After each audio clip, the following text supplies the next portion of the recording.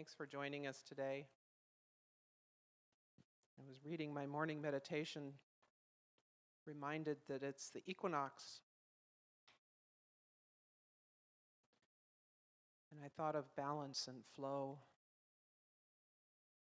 And what I know is that Spirit is all of that. Spirit is all there is.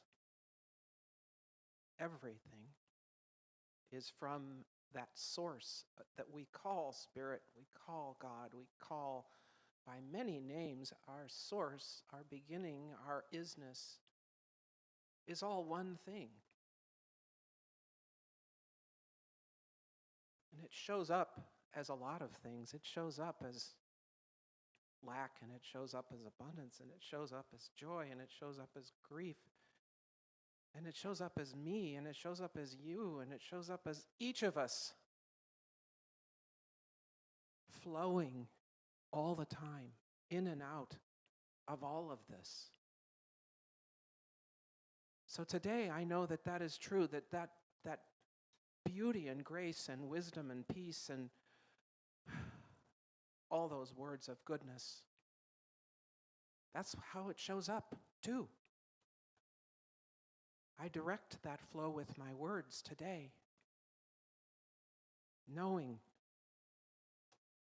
I can, knowing I am always directing that flow with my words, with my thoughts, feelings, beliefs.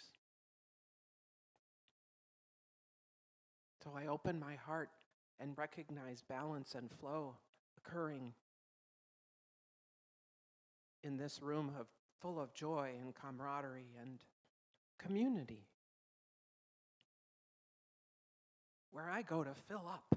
I am here to fill up today. Fill up and overflow. Allowing that flow, directing that flow. So today I use my words to say, wisdom is here in this room. And that each of us will receive, open-armed perhaps, what it is we came to receive. I open to surprise. I open to grace, trusting, because it has to happen, because the words call it forth. In gratitude for the teachers that show up today, be they august bodies or neighbors or children, shouldn't say or, and children. Each of us brings wisdom. Each of us brings grace. I am open to receiving all of it, open to receiving that prosperity consciousness that all of it is for good, for me, for each of us, for all of it.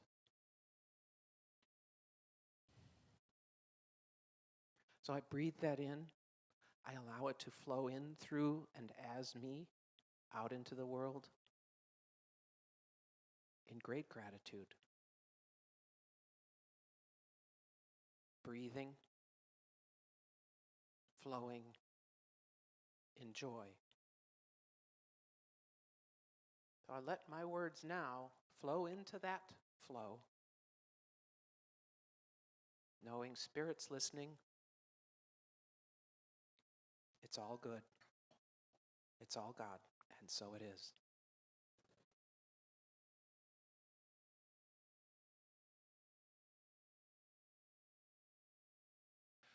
I am overjoyed to have my good friend, longtime friend.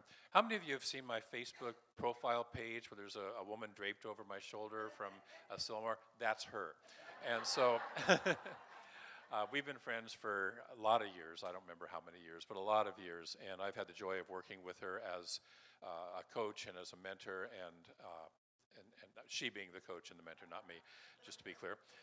And she does a lot of wonderful, powerful work with the shadow, with forgiveness. She just finished facilitating a practitioner retreat for us on Friday night and all day yesterday.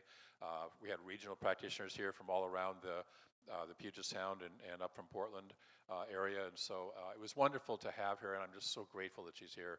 Reverend Michelle is the founder of the Center for Spiritual Living. It wasn't called that back in the day, but 22 years ago, the Center for Spiritual Living in New Jersey. These days, her husband, she stepped out of the pulpit. Her husband, Neil, is still the minister there, taking that over. And she's gone on to start to work with what she calls the Planned Happiness Institute. Isn't that a great name? Planned Happiness Institute. You know, we need more of that, yes? And so she's our wonderful guest speaker today. She's facilitating a workshop afterwards called The Power and Joy of Authenticity. And so it just gives me great honor and a great thrill to invite up, introduce and recognize Reverend Michelle Wadley, Reverend Dr. Michelle Wadley.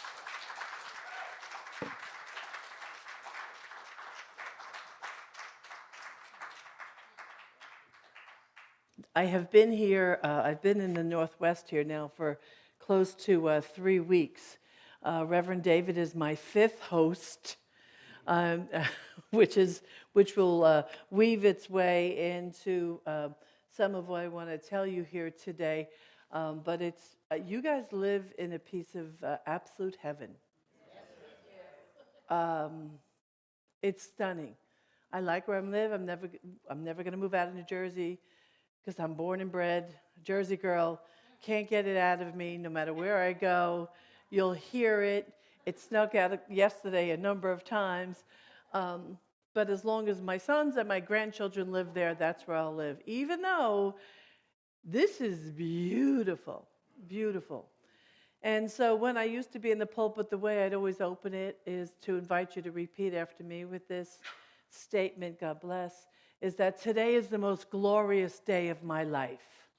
Today is the most glorious day of my life. Which I was thrilled when you sang that song, your opening community song for the month, because it's really corny, but I love it. I love it. You know, sometimes they do it in 2 parts and stuff. I love it. I learned it from a Unity friend a long time ago, and my music director didn't like it, so we didn't get to use it much. But I love that song. And I like it especially because I can remember the words. So often I can't remember words. So the subject, the title of my talk today is The Joy of Authenticity. And I have way more to say about it than I could possibly deliver to you today. But what I'm hoping, what my want, wish, and dream is to leave you with a sense of wanting to be yourself so completely that you're tempted to shed some of the layers of distraction, some of the layers of protection, some of the layers of the addictions that we have as humans. And I spoke about this a lot the past 2 days, our addiction to being nice and our addiction to being liked. Not that we don't want to be nice, and of course we want to be liked, but that those addictions cause us to be inauthentic, because we dumb down our personality and, you know, we want to become likable, so we don't share our true opinions about things. And sometimes that's appropriate. Like, so this isn't a hard, fast way of being, but it's kind of like a moving target. When I was first in ministry, I had this, I never got the banner actually made, but I wanted to have a banner over my office, but I did speak about it often. And what this was is I would say to people, I reserve the right to be wrong. Can you get that? I reserve the right to be wrong, because I watched as people put ministers on pedestals, and it scared the bejesus out of me. And I wasn't going to be that. And the other thing, I never spoke out loud, but it was almost my private, my own commitment to myself, in that I would not allow anybody to make me what I wasn't. Because I knew what I was, and I wasn't going to try to fool anybody. And boy, do I have a massive amount of flaws that don't own me anymore, that don't, I don't present them as flaws as much anymore, thank you God. But I have them, and they were part of my makeup. And as I've proven To anybody who was in the room yesterday, I had them, and they were part of my makeup of me. And so I can't curse them. I have to bless them, and I have to appreciate them, because without the things that happened, without the things I went through, I couldn't be standing here before you, because it was, I like to say, climbing out of that hole. It's the climbing out of the hole that allows me to be standing here in front of you. And so one of the other things I like to think as I walk the planet, is that, hold on 1 second, David. Oh, wait. Help me. I don't.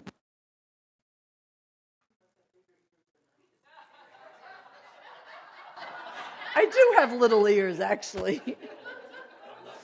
Thank you. Less hair. Yeah, and less hair. I am the place where love resides. That's what I choose to live into. And then when I came up with that as almost like a statement for myself, over the time it morphed, because what it became is my I am is the place where love resides. My I am is the place where love resides. And that's what I want to walk into the room with. That's when I leave the room, that's what I want to leave behind. And it really all comes under the banner of do no harm, which doesn't sound very sexy, but when you think about all the harm we can do by just being stupid humans, because we can be kind of stupid humans sometimes. Can I get an amen? Amen. You know? Yeah, and I'm queen of that. So I've had to learn over time. She's laughing at me. So the idea of authenticity to me is, well, I'll bring you, I'm going to do a little meditation with you in a minute. And I want to read to you a poem. It's a little on the long side. Most of you have probably heard it, but to me, it's stunning, because it reminds me to not be a false version of myself. And it's The Invitation by Uriah Mountain Dreamer, who studied under David White. I don't know if you know that. And there's another author and teacher. His name is Ben Foster. He also wrote a lovely poem called The Invitation. So I love this idea. It would be neat if we all just kind of wrote our versions of this. But she says, "It doesn't interest me what you do for a living. I want to know what you ache for, and if you dare to dream of meeting your heart's longing. It doesn't interest me how old you are. I want to know if you will risk looking like a fool for love, for your dream, for the adventure of being alive.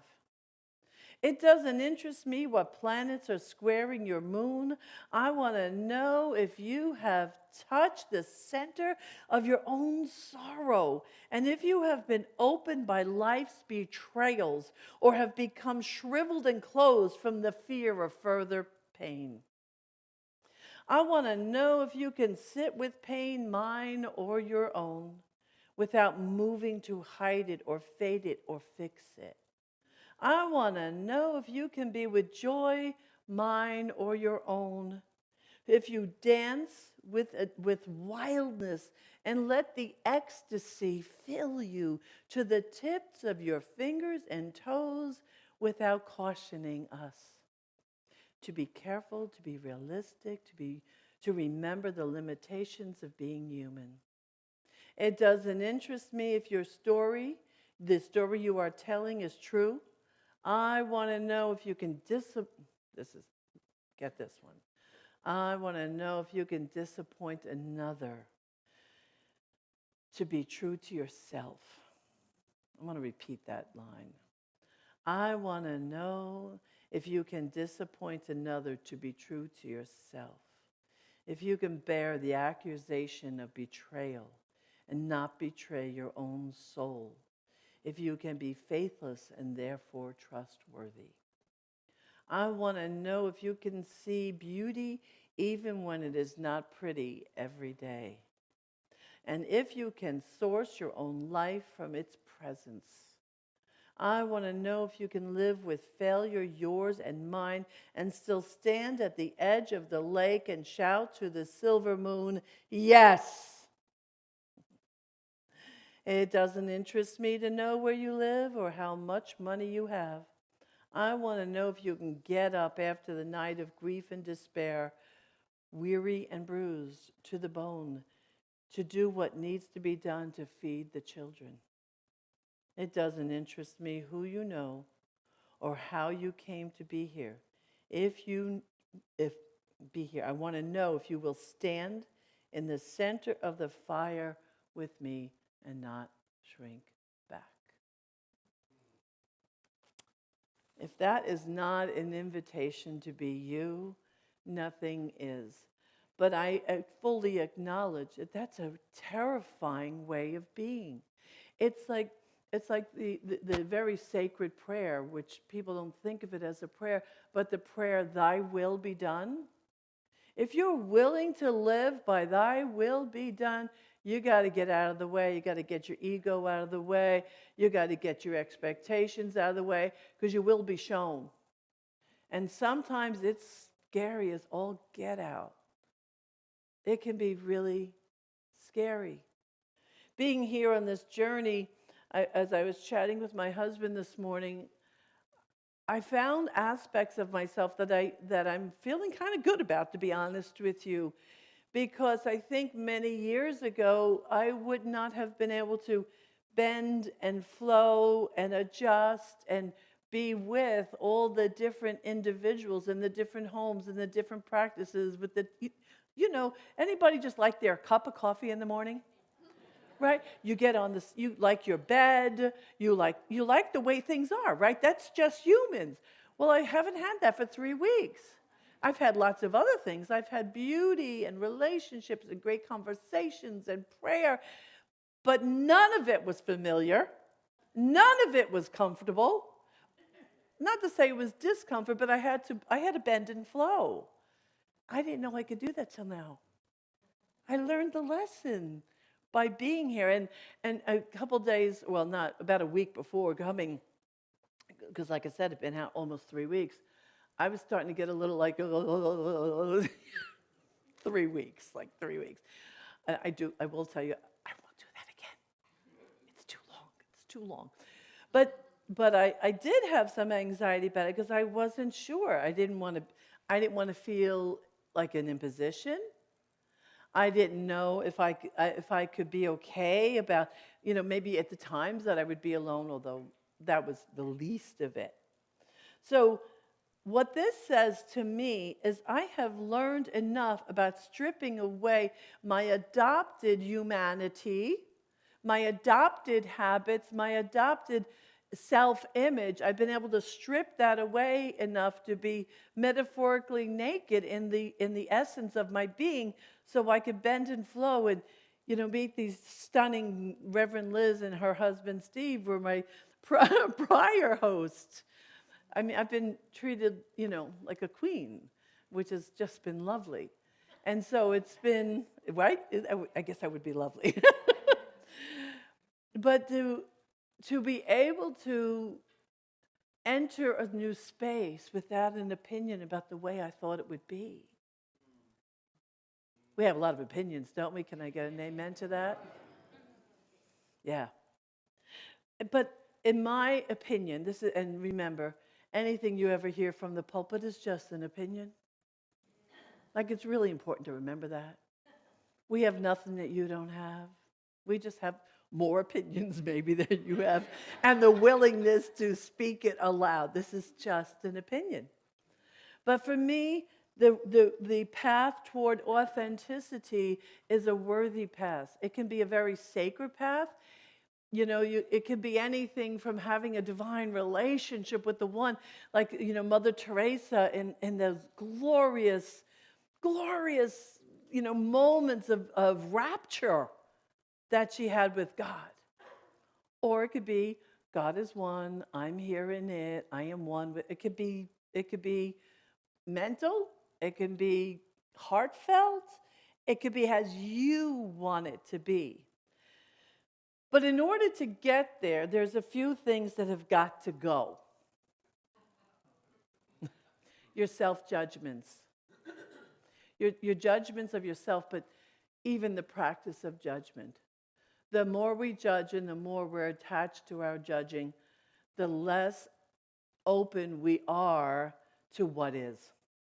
Because unfortunately, when we have a judgment, we have this judgment that we get attached to it, and then we get righteous about it. You ever get righteous about how right you are about something? That's a very serious indication that you might want to pay attention to something. To remember, and God, you sang so many songs that really kind of picked up on words of my notes, because Spirit breathed a life into you. First through your parents, there was that moment of coming together, and Spirit was there, that spark. That initial spark was God's breathing its life. It saw an open vessel, and it said, yeah, another place to play, and another place where I get to be me through this individual. So each of us, if we allow ourselves to be, are that version of Spirit that can only be presented as you. So it incarnated itself as you. And some of the, I'm not going down a dark road today because I do very heavy work. So I try to avoid it when I can. But there are signs. There are signs of things you want to look out for. And these signs are the signs of when your authenticity is being threatened and when you have a different standard and it begins to run you. Anger, jealousy, competition, comparison. Comparison is deadly. Righteousness. Those are all just little indicators that you're not really expressing the true essence of your being, but that you're caught in a little bit of the humanity of life.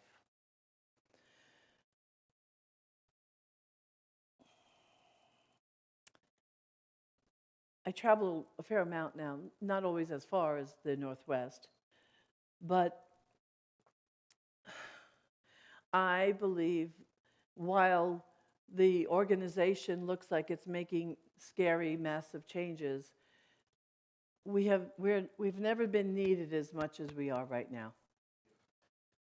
We are needed. Our consciousness is needed. Our kindness is needed. Our technology, which sounds kind of cold, but I say that because it's workable and repeatable of spiritual mind treatment. You and I are needed now. We're needed more than we've ever been needed. The world, I won't use my favorite curse word, but it's a little bit of a mess right now. Right? There's if you read the news, if news is your reporting system, it can look quite scary. And of course, our job is to be able to see it, but look through it. And that's what we as practitioners do. We learn to see the issue, but not give power to it.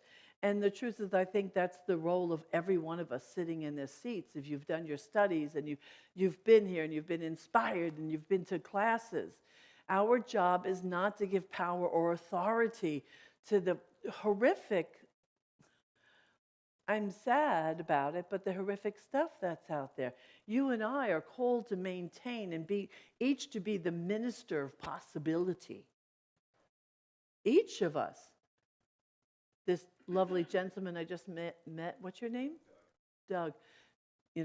Reverend David said, oh, you're sitting with the practitioners and the ministers. And he was like, oh, really? Is it okay? Like, yeah, it's okay. Yeah, because you're that.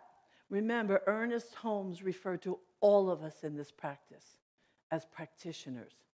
Then we got fancy and we did licensing, and that's where all the confusion started. But we're all practitioners. And when we walk into a room, instead of seeing issues, we see possibility or we see full potentiality in someone. You're being that minister. When you remember to give a smile to someone, you're being that minister. And I really believe that that we have to lean into, and actually I wanted to ask you to do this.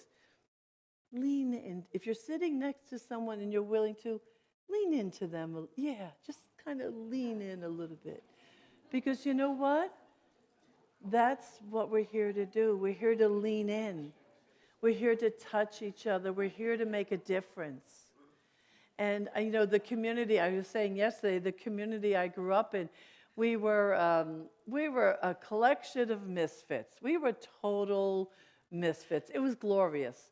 It was back before it was cool, before diversity was cool.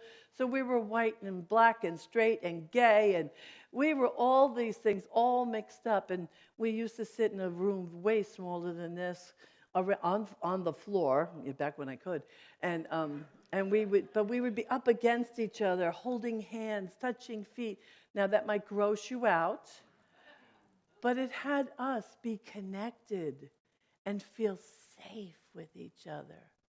And I'm sorry she's not here today. Teresa said something beautiful about the work we did this weekend. She said that we baptized this sanctuary in a new way because we acknowledge the pain and suffering of humanity, but we spoke about also the beauty. And so I don't have time to do the meditation I wanted to do. But I want to say to you that there is a place within you, and you might question this. You don't know who I am. I don't make promises often. But I promise you this is true. There is a place inside of you that has never been hurt, harmed, or injured. There is that place is the source of your power, the source of your perfection. It is your God spark. It can't be touched by other people's opinions. It can't even be touched by your opinion. It can't. It can't be altered or damaged or changed. And it sits at the core of your inner landscape. And the only thing that you and I have to do is we have to remember to turn into it. We have to remember that it is our authority. It is your stunning perfection. Do you get that? And it might take a minute sometime. I would take that into contemplation, your next meditation, and kind of sit and look for it. Now, in order to get there, I will give you a quick clue because, it can't take you on the experience. But you have to go past your degrees. You have to go past your identities. You have to go past your sexuality. You have to go past your errors. You have to go past what you think makes you you. You have to go past being the funny one, the smart one, the wise one in the room, and strip all of that away. And when you strip away all those things that you think have made you you, you'll get to that place. And it sits at the core of your being. And it is stunning. It is your place of power. I hope that you spend time looking for that space inside because it's there. So I'd like to close to the treatment. And if you're willing, I'd like to invite you to hold hands if you're willing. I'd also like to invite the practitioners in the room to stand. If you would take a stand for us. Thank you. Yeah, thank you, Reverend Liz and Reverend Leanna. Yes. I didn't say your name right. I did? Okay. Linnea. Yeah. So let us know together that there is a power and a presence and a love and a glorious essence of beauty. It is ebbing and flowing and moving in through and as each of us. It is moving through the hands that we're holding. It is moving the very air in this room. It is moving through the energy and the vibration of love that does sustain this community and all of our communities wherever we are. Oh my God, it is beautiful. And as we take a breath, we can feel the force breathing us because it breathes us. Let us not be confused by that. Let us have gratitude for every breath, for every time our heart beats, because you don't have to think about that. Let us feel blessed. Let us feel seen. Let us feel loved and appreciated. And let us know that there is a stunning beauty that exists at the core of our being, and we are it. Oh, with a bounty of gratitude bigger than I can ever express, I surrender this word to love, to law, and to the awe of life itself. And so it is. Thank you.